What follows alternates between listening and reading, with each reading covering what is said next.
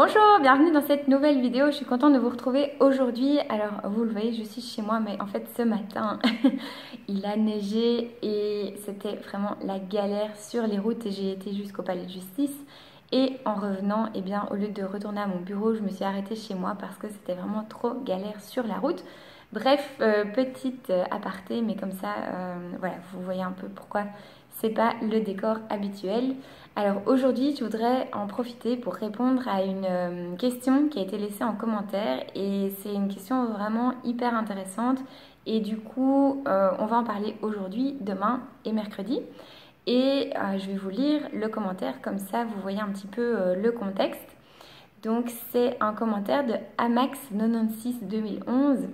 Actuellement en master, je trouve vos vidéos très enrichissantes. Le partage de votre expérience professionnelle constitue un agréable avant-goût de ce que constitue le quotidien d'une avocate. Et vous remercie pour cela avec grand plaisir. Et comme je l'ai dit, voilà, ça c'est mon quotidien d'avocate, mais il y a mille et une façons de pratiquer en tant qu'avocat au barreau. Et d'ailleurs, on va en parler dans ces vidéos. Alors je continue. À ce que j'ai compris, vous semblez fort impliqué, intéressé quant à ce qui concerne l'avènement de l'intelligence artificielle et les incidences que celle-ci aura à plus ou moins long terme sur la pratique du métier d'avocat. Je vous avoue que la fulgurance avec laquelle se développent ces nouvelles technologies, robots avocats analysant la jurisprudence pertinente dans les pays de common law, logiciels automatisés, deep learning, etc., encore marginal à l'heure actuelle, m'angoisse un peu quant à l'avenir de nombreux métiers, dont celui d'avocat ou de juriste, notamment par crainte d'une éventuelle obsolescence de nos compétences s'il devait advenir qu'une intelligence artificielle capable de travailler avec plus de précision et de rapidité que les humains vienne à émerger. Je me demandais donc si vous seriez encline à partager votre opinion par rapport à cet avenir lorsqu'il faudra composer avec l'intelligence artificielle. Êtes-vous plutôt optimiste, pessimiste? Percevez-vous cela comme un outil supplémentaire ou comme quelque chose susceptible de susciter des bouleversements majeurs dans la manière dont nous appréhendons le métier de nos jours? Comment imaginez-vous la pratique du métier d'avocat d'ici 10-15 ans? Voilà, après ça continue encore un petit peu, mais voilà, il y a déjà pas mal de questions. Alors, en fait, il y a vraiment beaucoup de choses à dire sur ce sujet-là et effectivement, même si je ne sais pas comment on pratiquera d'ici 10-15 ans, je peux quand même vous partager quelques éléments qui me semblent tout à fait incontournables. Et du coup, comme il y a vraiment pas mal de choses à dire, je propose de diviser tout ça en 3 vidéos. Alors aujourd'hui, je voudrais vraiment qu'on fasse le point sur, au final, qu'est-ce que c'est déjà aujourd'hui de pratiquer en tant qu'avocat. Il n'y a pas une grande généralisation à faire, il y a plein de manières de pratiquer le droit et il faut prendre ces différences en compte lorsqu'on parle de la technologie. Je pense que c'est super important. Et la deuxième chose essentielle, c'est de revenir au cœur de ce que c'est finalement d'être avocat. Pourquoi est-ce que les gens nous consultent? Qu'est-ce qui fait notre valeur ajoutée? Surtout dans un monde où l'information est disponible partout. Alors demain, je vous propose qu'on réponde à cette question de comment est-ce que je vois les choses pour les 10 à 15 prochaines années. Ça va être intéressant de partager ça avec vous. Et d'ailleurs, si vous avez votre point de vue, n'hésitez pas à lancer la discussion aussi en commentaire. Ça sera toujours cool. Et puis, mercredi, je vous propose du coup, parce qu'ici la question a été posée par un étudiant en master, je vous propose de voir mercredi ce qu'on peut faire déjà aujourd'hui quand on est étudiant, quand on est jeune avocat, pour se préparer justement à tous ces changements et mon point de vue sur les pistes qui sont avancées. Donc par exemple, est-ce qu'on doit apprendre à coder? Est-ce qu'on doit se spécialiser? Est-ce qu'on doit être polyvalent? Enfin voilà, tout ça, ce seront les sujets de mercredi. Donc aujourd'hui, je voudrais vraiment qu'on fasse le point sur ce que ça représente d'être avocat aujourd'hui. Parce que déjà, si vous êtes avocat en droit familial, vous n'allez pas avoir le même quotidien qu'un avocat, par exemple un avocat pénaliste ou alors par exemple un avocat qui ferait du droit administratif. En réalité, la pratique va être vraiment différente et la manière dont les technologies vont venir impacter les différentes pratiques du droit ne vont pas être les mêmes au même moment. Donc, si on prend un exemple, par exemple, la technologie des blockchains dans le milieu financier et du coup aussi dans tout ce qui est droit bancaire, droit des contrats, ça commence à avoir un impact déjà aujourd'hui. C'est pas dans le futur, c'est maintenant que ça se passe. Mais par contre, est-ce que la blockchain a déjà un impact dans des matières comme justement le droit familial ou je sais pas, par exemple le roulage, ou on peut penser à plein d'autres matières, ou par exemple en droit immobilier, il y aura peut-être aussi des implications, mais ça va arriver peut-être plus tard. Mais en tout cas, c'est quelque chose à prendre en compte. Ou par exemple, il y a une réalité qui va arriver assez prochainement, l'histoire des voitures qui roulent toutes seules. Sans chauffeur, il y aura un risque majeur pour les avocats qui font du roulage, puisque il est prévu, il est estimé qu'il y aura par jour en Europe un seul accident sur les routes. Alors qu'aujourd'hui, on compte, surtout aujourd'hui avec la neige, des dizaines et des dizaines d'accidents tous les jours, impliquant des blessés, parfois des morts, avec différents impacts au niveau des particuliers, mais aussi au niveau des assurances. Donc aujourd'hui, c'est vraiment une pratique qui est assez répandue et qui présente un gros volume de dossiers pour les avocats. Et ça, typiquement, demain, avec la technologie, eh bien, ça va vraiment être impacté, ça va vraiment être chamboulé. Un autre exemple aussi qu'on peut prendre, c'est la pratique du droit des sociétés dans tout ce qui est projet transactionnel de fusion-acquisition, tout ce qui concerne justement les due diligence avant que l'opération soit concrétisée. Typiquement, ça, c'est du travail qui est fait pour l'instant en masse par des avocats juniors.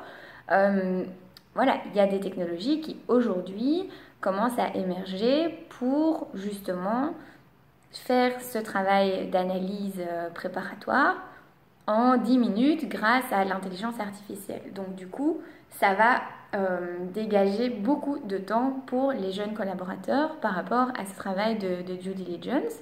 Mais du coup, il faudra voir si on peut donner d'autres tâches à ces jeunes avocats qui seront du coup, je pense, plus intéressantes que le travail de due diligence. Mais bon, donc comme je vous le disais au début de cette vidéo, il ne faut pas faire de généralisation quand on parle de la technologie et du droit. Il faut vraiment se poser la question par rapport à vos critères qui sont au final votre réalité d'avocat, à savoir tout d'abord les matières de prédilection que vous avez. Ensuite, est-ce que vous faites du contentieux, du conseil, du transactionnel, un peu les trois? Comment est-ce que tout ça s'organise dans votre cabinet? Quelles sont aussi les équipes avec lesquelles vous travaillez? Quels sont vos outils? Et puis aussi, à quel client vous vous adressez? Est-ce que vous avez une clientèle de particuliers? Est-ce que vous avez une clientèle d'entreprise? Est-ce que vous travaillez pour des institutions publiques? Peut-être est-ce que c'est un niveau local, international? Tout ça, ça va avoir un impact sur la manière dont la technologie va finalement entrer dans votre pratique. Et aussi, quand on est étudiant, il faut un petit peu prendre en compte toutes ces réalités-là et essayer de se projeter dans une certaine pratique dans quelques années. Donc ça, c'est le premier point. Bon, j'ai dû arrêter la vidéo parce qu'il y avait des bruits bizarres, mais en fait, c'est parce qu'il neige et les blocs de glace qui sont sur le toit sont en train de tomber au fur et à mesure. Donc si vous entendez des bruits bizarres, c'est juste la neige qui est en train de fondre et voilà, c'est aussi un peu l'apocalypse sur la route. Donc il y a tout le temps des ambulances. Donc j'espère que vous n'allez pas trop être perturbés par tous ces bruits. Mais donc, ce que je voulais vous dire aussi, donc après toutes ces distinctions par rapport à votre pratique, je pense que ce qui est aussi important, c'est vraiment pour un avocat ou pour un futur avocat, mais bon là c'est juste mon point de vue, mais je pense que ce qui est vraiment important, c'est de revenir finalement au fondement de notre métier. Qu'est-ce qui fait notre valeur en tant qu'avocat aujourd'hui et qui continuera à faire notre valeur dans le futur? Parce que, voilà, moi je suis convaincue que si on fait notre métier comme des robots, effectivement, dans quelques années, on va être en concurrence avec des robots. Mais je pense aussi qu'on peut faire notre métier d'une manière beaucoup plus humaine et que ça reste aussi un atout. Parce qu'au final, voilà, on parle aussi souvent dans le monde des startups du market fit, mais est-ce qu'un client préférera demain consulter un avocat robot qui va lui donner un avis juridique comme ça, je sais pas, robotisé, digitalisé. Est-ce que vous feriez confiance à un avis qui est seulement donné par un robot, ou est-ce que vous préféreriez quand même avoir quelqu'un derrière le robot qui va revérifier que tout ça est bien correct et bien juste? Moi, je ne sais pas. Personnellement, je ne pense pas que demain, j'aurai confiance dans les services juridiques d'un robot. C'est comme, j'aime bien toujours de faire cette analogie avec les médecins, mais si demain un robot me diagnostique mon état de santé, j'aurais quand même un peu du mal. Je sais pas, peut-être qu'il y aura un bug ou peut-être que c'est programmé d'une certaine manière à vous faire croire peut-être que vous êtes malade, j'en sais rien. On peut avoir plein de dérives aussi et je pense que avant que les consommateurs, que les clients aient confiance entièrement dans un avocat robot ou un médecin robot ou peu importe, je pense qu'il y aura quand même du temps. Alors, tout ça pour vous dire, le fondement de notre métier, pourquoi les gens viennent voir un avocat? Pour moi, hein, après c'est encore une fois c'est que mon avis, mais pourquoi les gens viennent voir un avocat? Pour plusieurs raisons. Une première raison, ils ont un problème et ils veulent le résoudre. Deuxième raison, ils ont un projet et ils veulent s'organiser légalement. Troisième possibilité, ils sont victimes d'une grande injustice et ils veulent faire valoir leurs droits, ils veulent se défendre. Tous ces cas de figure-là vont nécessiter de faire appel à un avocat, même si énormément d'informations est déjà à la disposition des gens. Parce que il y a quelque chose qui ne va pas changer, et ça, robot ou pas robot, Google ou pas Google, peu importe, il y a quelque chose qui ne va pas changer, c'est que même si les gens ont accès à l'information, ils ne sont pas équipés pour comprendre cette information seuls, de façon intelligente et de façon utile, de façon efficace. Voilà, la question était posée par un étudiant en droit. C'est pas pour rien qu'on passe 5 années à l'université, c'est pas pour rien qu'on passe 5 ans à accumuler des connaissances, à prendre le temps de vraiment comprendre des concepts, des mots qui s'utilisent dans la vie courante en droit vont avoir une signification bien différente, et de faire croire aux gens que parce qu'ils ont accès à l'information, tout va devenir simple et qu'ils vont savoir régler leurs problèmes juridiques seuls, c'est un leurre.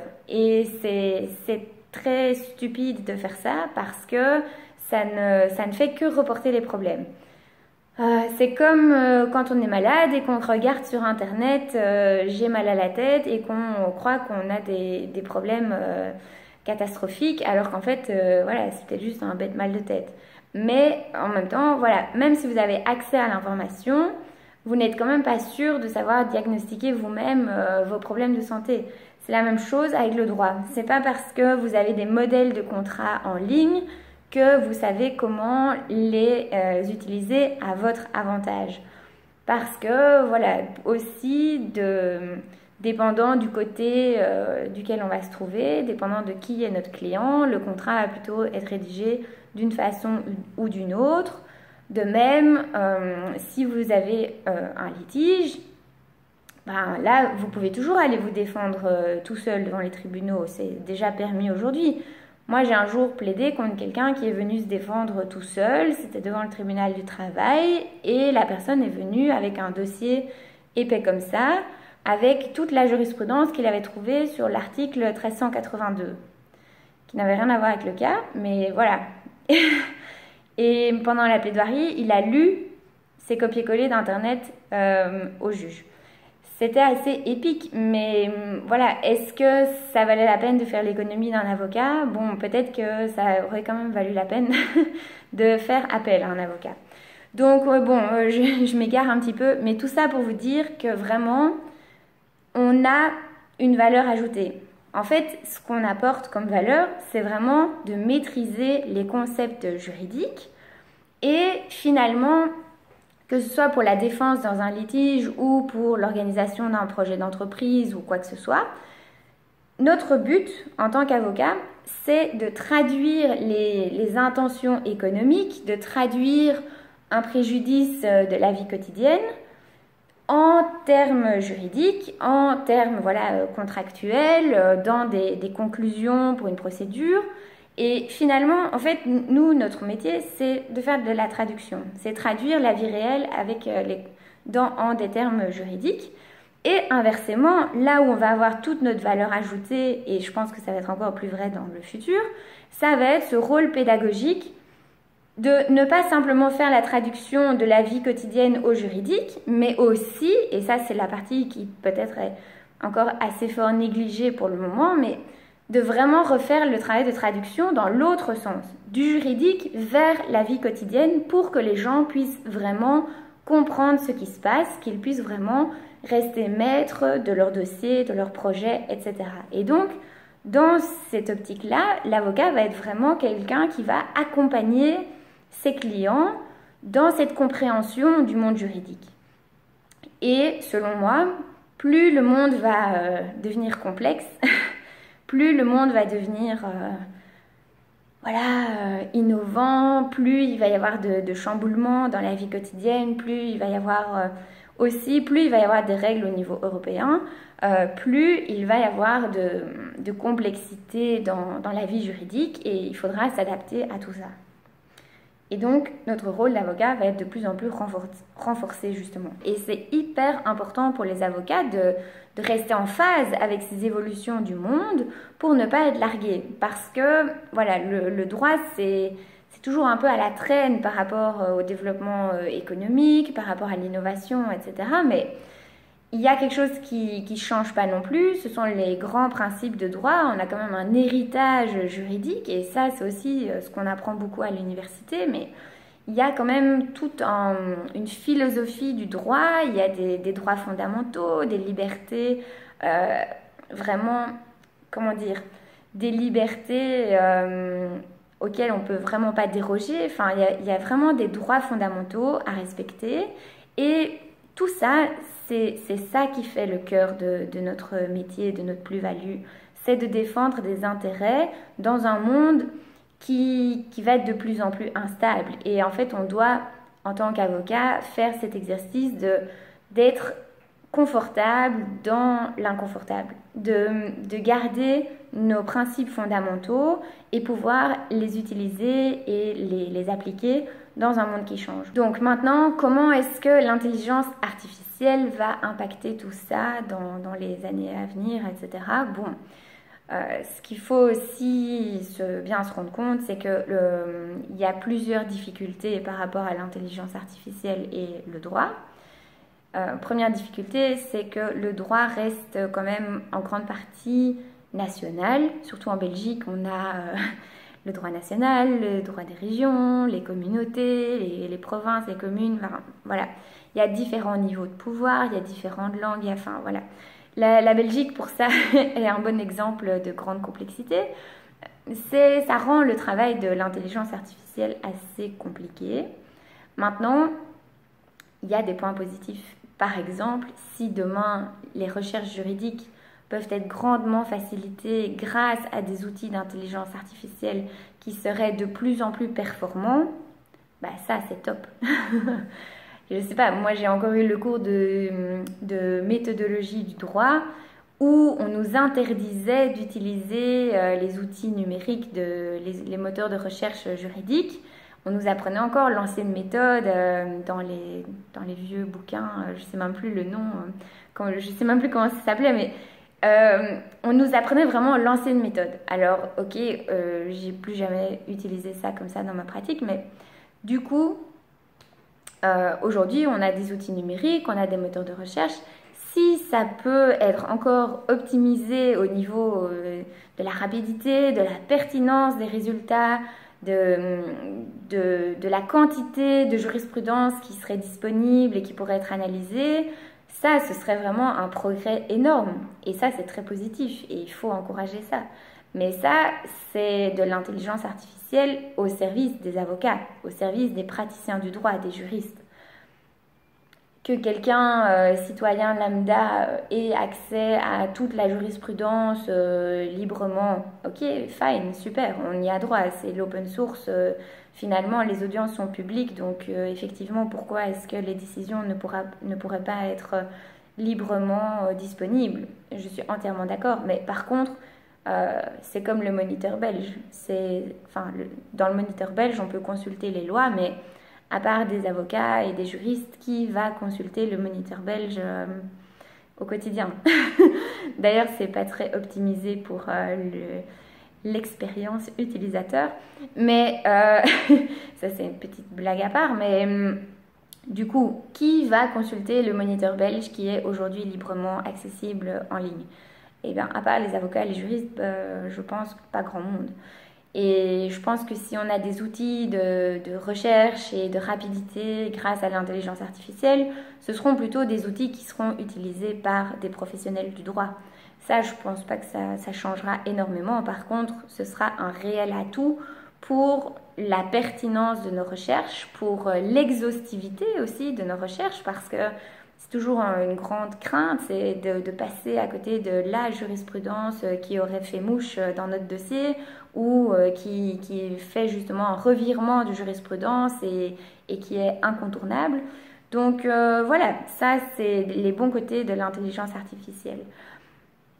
Maintenant, il y a des choses avec lesquelles je suis beaucoup plus sceptique, mais ça j'en ai déjà parlé dans d'autres vidéos, mais tous les outils de mise à disposition de contrats pour les justiciables, pour le commun des mortels qui a aucun background juridique, j'y crois pas beaucoup. Enfin, je ne pense pas qu'on puisse valablement avoir un contrat qui tient la route et qui soit sérieux, qui ait l'air sérieux, quand on le fait en remplissant des questionnaires en ligne dans des petites cases qui après vont venir s'imbriquer dans un template qui serait préfait.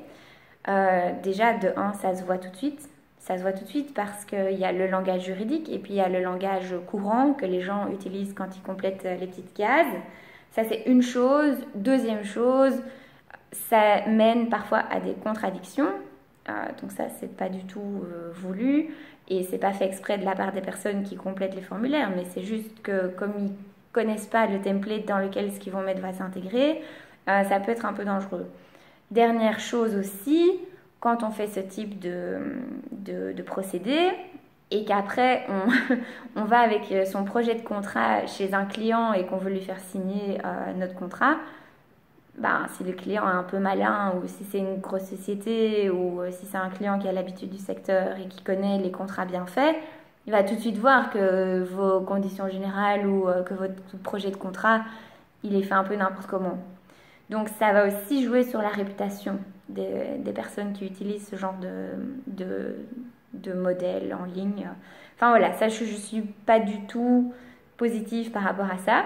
Là où je suis plus positive, ce serait si ce type d'outil était finalement destiné à des juristes ou à des avocats. Parce qu'effectivement, il ne faut pas spécialement toujours repartir d'une page blanche.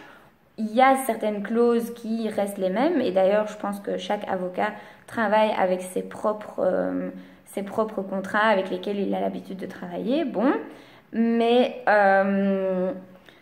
de mettre de tels modèles dans les mains de personnes qui savent pas trop ce qu'ils font, c'est comme jouer avec une allumette et un déodorant et puis que ça prenne feu. C'est hyper dangereux. Donc, à ne pas faire, à ne pas faire, à ne pas faire. Mais par contre, oui, comme je le disais, pour des professionnels, pourquoi pas? Ça peut être vraiment intéressant et ça peut être utile quand c'est voilà, adressé au bon public, j'ai aucun souci avec ça. Voilà, donc ça c'est ce que je voulais partager avec vous dans cette vidéo aujourd'hui. Demain, on verra donc comment est-ce que je vois les choses d'ici 10 à 15 ans. Et puis mercredi, on verra ce qu'on peut faire déjà aujourd'hui pour se préparer à tous ces changements. Encore une fois, c'est que mon avis, mais comme on m'a posé la question, je vous réponds avec grand plaisir. Je vous retrouve donc demain pour la suite de cette petite série sur le futur du métier d'avocat. Et d'ici là, portez-vous bien. Abonnez-vous à la chaîne si ce n'est pas encore fait. Likez les vidéos, partagez autour de vous. Et moi, je vous dis à demain. Ciao!